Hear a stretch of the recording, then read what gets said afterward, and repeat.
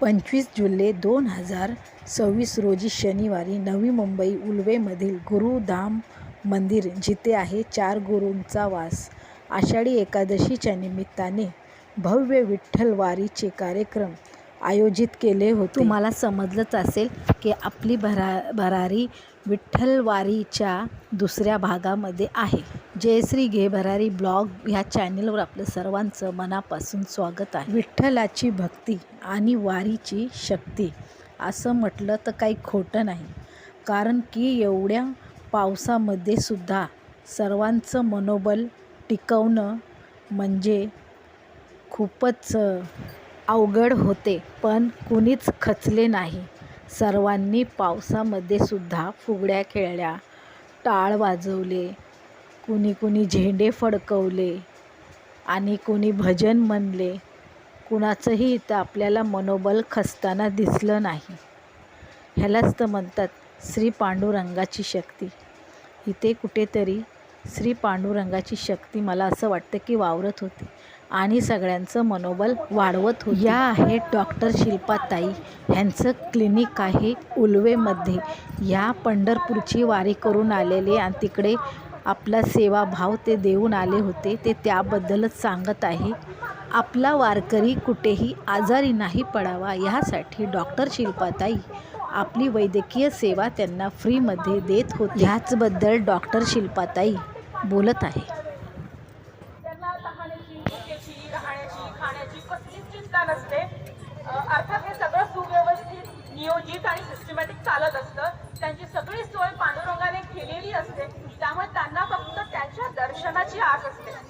ते दर्शन भले 1 सेकंद असू दे, 2 सेकंद असू दे, चरण दर्शन असू दे, मुख दर्शन असू दे, पण मला स्वतःला असा अनुभव आला की मला त्या 1 सेकंदाच्या पांडुरंगाच्या दर्शनापेक्षा मला त्या वारकऱ्यांची सेवा, त्यांचे चेहरे आनंदित असलेले चेहरे, सुजलेले पाय असून सुद्धा त्यांच्या चेहऱ्यावर कुठेही दुःख, त्रास असा जाणवत नव्हता. म्हणजे आश्चर्य म्हणजे की आम्ही औषधं वाटत होतो तर कुणीही आम्हाला औषध समोरून मागत नव्हतं. आम्ही प्रत्येकाला काय होतंय, काय हवंय असं विचारून स्वतःहूनच औषधं देत होतो. ती प्रत्येक माऊली जिच्या डोक्यावर तुळशीचं डोकं होतं, तिच्या कोणाच्या हातामध्ये मृदुंग होता, टाळ होते, चिपळ्या होत्या, विठ्ठल रुक्माईची मूर्ती, ते अगदी घरापासून त्या मंदिरापर्यंत अगदी विना काया, विना कुठल्याही त्रासाशिवाय ते जात होते. हे सगळं बघून की जो आनंद झाला आहे, त्यांच्याविषयीचा जो आदर आहे तो अजून वाटलाय. कारण की 700-800 वर्षापूर्वी साधनाच नव्हती, त्यावर चालत जाणं भाग होतं. पण आत्ता सुद्धा एवढी साधनं अवेलेबल असून सुद्धा लोक चालत चालतात. हे मोठी कौतुकाची गोष्ट आहे. तुम्हाला एवढंच चांगलं आहे, त्यांना म्हणणार नाही, पण एक विनंती आहे, आपल्या ऐपतीप्रमाणे, आपल्या क्षमतेप्रमाणे तुम्ही एकदा तरी वारीला जा, 1 दिवस कुठल्याही प्रकारची सेवा त्यांची करा. पांडुरंग भेटण्याचा आनंद मला होईल. आणि दुसरं म्हणजे ही वारी हिंदू धर्मातली जातीय सलोखा घेणारी असते. कारण तिथे कुठली जात बघितली जात नाही. प्रत्येक जण हा सारखा असतो आणि ती भावनेची जी भावना तिथे त्यामुळे प्रत्येकाने एकदा तरी वारी बघायला जाते. डॉक्टर शिल्पाताईंचं कौतुक करावं तितकं कमीच. म्हणजे त्यांनी पंढरपूरच्या वारीमध्ये आपली वैद्यकीय फ्री सेवा तर दिलीच, पण इथे उल्वेमध्ये भव्य विठ्ठलवारीमध्ये सुद्धा त्यांनी सगळ्यांचं मनोबल वाढवले. डॉक्टर शिल्पाताईंचा सहभाग म्हणजे श्री पांडुरंगाचं साक्षात दर्शन मिळाल्यासारखंच झालं. उल्वेमधील भव्य विठ्ठलवारीचा हा दुसरा भाग आहे.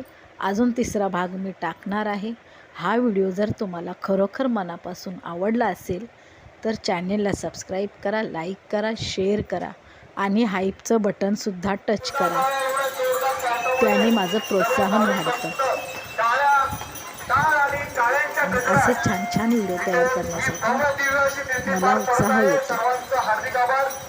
धन्यवाद, धन्यवाद, धन्यवाद.